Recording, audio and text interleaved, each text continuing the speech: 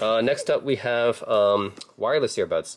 So I want to try another pair of wireless earbuds as well. So these are my Sony 1000 XM3s. They're actually named the same as this one, which is weird. But the only difference is this one's called the WH1000 XM3s, and this one's called the WF1000 XM3s. I know Sony's got really terrible naming on all their products. Come on, Sony. Yeah, but other than the naming, the other issue is that this is too big. Like the wireless case for these are too big. I mean, and also these are also bass heavy as well. I think all of the Sony's wireless products have been bass heavy so far. So if you're an audiophile, you probably won't like Sony's. But for most mainstream consumers, they like Sony's because the average mainstream consumer likes bass heavy headphones or earphones. Yeah, they like both, just bass heavy stuff. So yeah, I think while Sony's are not audiophile, I think just for the general mainstream consumer, they'll like Sony's. And yeah, these are just, the case is just too big. And I'm trying to find, the 1000 XM4s are still way too expensive, right? I also have the Master and Dynamic NW08s, which have been pretty nice as well. These are water resistant, unlike the 1000 XM3s, and they do sound a little bit more balanced than the 1000 XM3s. So I do like the sound quality on these a little bit better.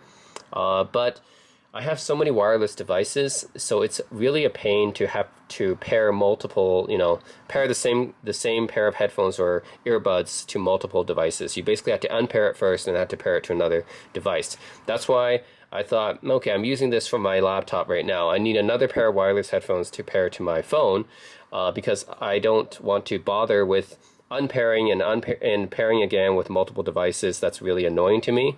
And these ones I just don't like. Yeah, I don't like the sound signature of these ones very often. The bass is just way too bloated on these. So yeah, pretty much these are my only pair of wireless earbuds that I pretty much use. And I like I said, I have multiple devices, so I don't want to always use this one to pair with every device. It's a hassle. So I decided to get another pair of wireless earbuds to pair with my other devices, and that's where we come to the Klipsch T5 II True Wireless. And I'm pretty familiar with Klipsch. I've used a lot of Klipsch products before in the past. I've done videos on different Klipsch speakers. I've had the Klipsch T3, which is a Bluetooth speaker. I've had Klipsch bookshelf speakers like the the R4 or the R4M or PM or something. I've had their powered speakers, their passive speakers, and I've also actually had previous Klipsch IMs before as well. So I'm fairly familiar with Klipsch. And generally what I like about Klipsch is that they give you some pretty decent value for the money. So they're not really too expensive. These ones were originally $200 MSRP, but I didn't pay the full MSRP because Klipsch always goes on sale. So these ones are actually just $75 now. So at that price, I think it's a pretty good value. So yeah, let's see what you get with these. Dust and waterproof IP67, good. Yeah, so I'm not sure about this legendary detailed dynamic Klipsch sound. Like Klipsch as a brand, like usually they'll have better sound quality than your typical mainstream consumer band, like compared to Beats or Bose or something like that. Klipsch will definitely be better. But compared to the really high-end brands like Focal or the high-end Sennheisers, Audis, like those type of brands, it doesn't really compare, right? Like those brands are way higher. So yeah, like I'm not sure about the legendary stuff. Like I just think Klipsch sound is good for what you pay for, right? Which is, this is $75. So don't try to compare it to something that's $1,000 IEMs, which is what I use with my with my DAP and stuff. Those are like different level, right? I've reviewed $2,000 IEMs, Noble Audios, right? So it's not comparable to that level. But it's good for the price. Transparency mode, signal boost antenna, 4 mics, okay, good. 8-hour battery, 24-hour charging case, okay. And I should have aptX, right? Although I'm not sure if it has LDAC or not. So anyways, another thing I like about Klipsch is the design. I've always liked Klipsch's designs. I think they look really nice. They look, their speakers and everything look very vintage looking, very classic, and they did a good job on these wireless earbuds too, I think. Alright, so let's take a look. True comfort, true performance, true independence, true you. Okay. Established 1946, USA, exceptional quality. Here it says true story. Let's take a read. Klipsch has been making original audio products of exceptional quality since the dawn of hi-fi and Paul Klipsch. So A little bit of background about Klipsch. They're probably the only major speaker manufacturer left still using horn-loaded speakers, which is pretty true to what they were back then. Horn-loaded means they're very efficient speakers, but they also have a very distinctive like sound quality to them, especially in the trebles. So I think a lot of people find Klipsch speakers a little bit too bright or too harsh, but other people like them. So yeah, Klipsch is a very, divisive, I guess, among audiophiles for that reason. True to our founders' passion, like they're kind of a polarizing company, not as polarizing as Bose. That's a different thing, but but yeah, Klipsch is the horn loading technology is polarizing. True to our founders' passion, we pack the better part of a century's worth into every product. True to our commitment. Okay, not sure about legendary sound, but I do like Klipsch's designs. I've always found Klipsch's designs to be really nice, and the presentation even of this box is pretty nice too. Okay, it tells you what's inside. Controls, single controls, wireless reset placement. Okay. Alright. Ooh, look at this. Looks like a Zippo lighter, doesn't it? I think that's inspired by a Zippo lighter. Okay. Insert into case, wait 2 seconds, remove from case, and pair. It's very easy, very simple. Oh, this is like some nice presentation. Gotta give props to Klipsch for presentation. Remember, this is $75 now, okay? $75 you can get these right now. Really nice presentation. Place the earphones in your ears. It feels comfortable. Feel seal you're done. Oh, thank you, Klipsch, for telling you. A lot of these companies, they don't, like Sony, Master, and Dynamic don't tell you any of this. They just expect you to find the seal yourself. Klipsch actually tells you how to find the perfect fit. And you got limited warranty information right there. And then here is the USB-C cable. So of course these are charging with USB-C, just like everything else should. Whoa, this is pretty solid feeling. Yeah, it really is like a Zippo lighter, right? So I actually do have a real Zippo lighter here for comparison. This is a real Zippo lighter, and yeah, it makes the iconic Zippo lighter noise when you open it, like this. Right, very iconic. So I guess this is inspired by the Zippo lighter, right? So it'd be like, oh, it doesn't make the same sound, but like this. Yeah, anyways, it's definitely inspired by the Zippo lighter here. So that's, the Zippo lighter is an iconic American design, so yeah, I'm glad Klipsch took from that. It's really unique and interesting. So yeah, it charges USB-C here, obviously. It looks really nice. It's a really nice design. I love it. And it's pretty small too, so compared to the 1000 XM3s and the Master Dynamics, yeah, the Klipsch is probably the smallest. Alright, so these are the earbuds themselves. Pretty interesting design, actually. Let's see, they say Klipsch on them, and they look like small aluminum platters or something. Yeah, it's a very interesting design. Okay, so left one goes here, and right one goes here.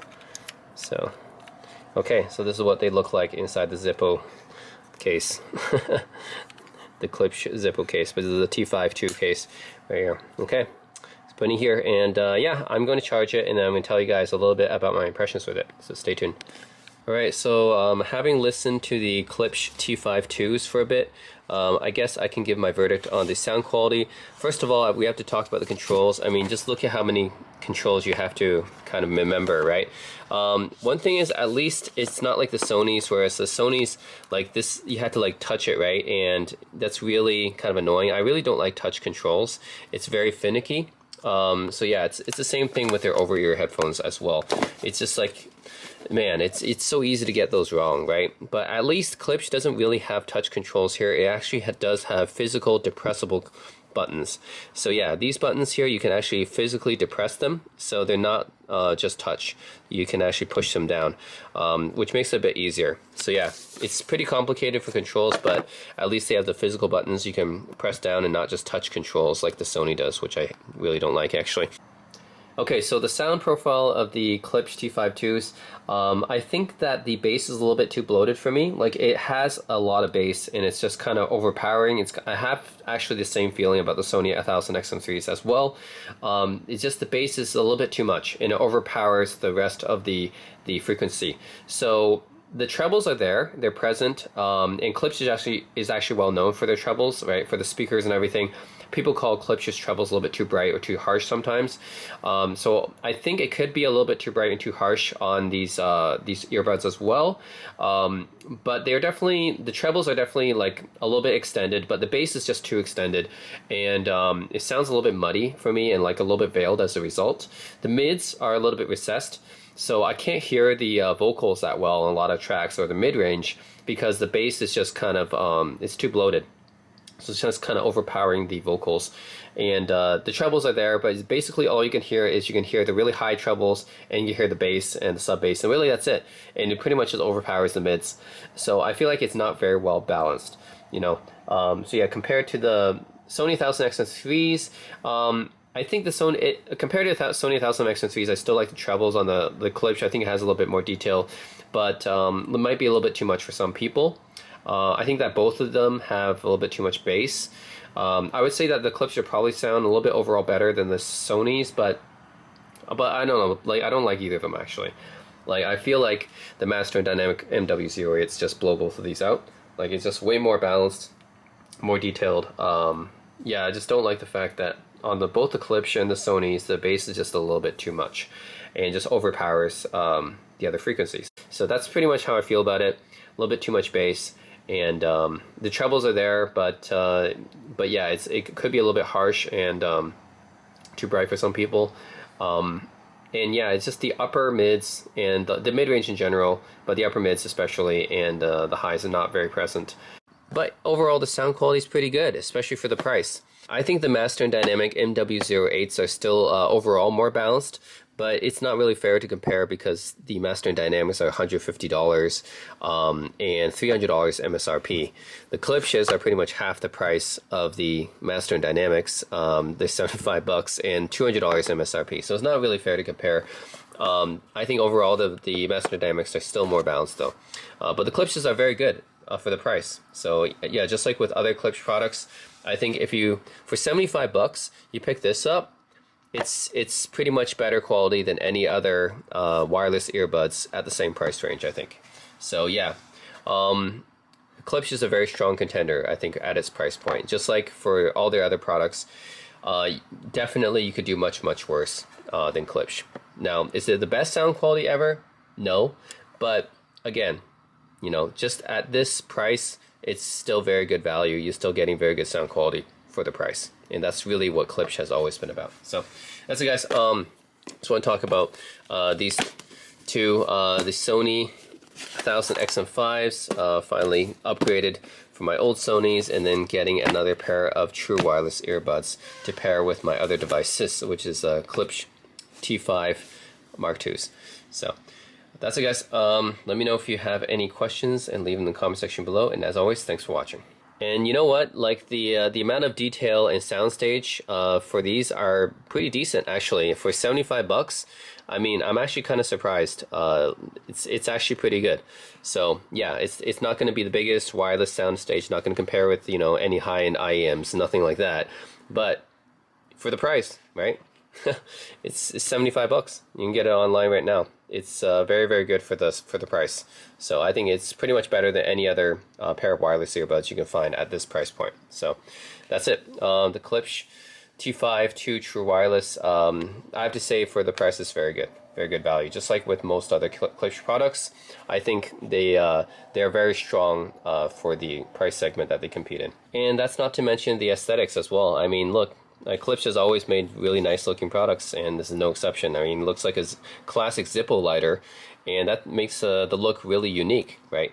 So yeah, gotta give it to Klipsch for that. They really know how to design a product.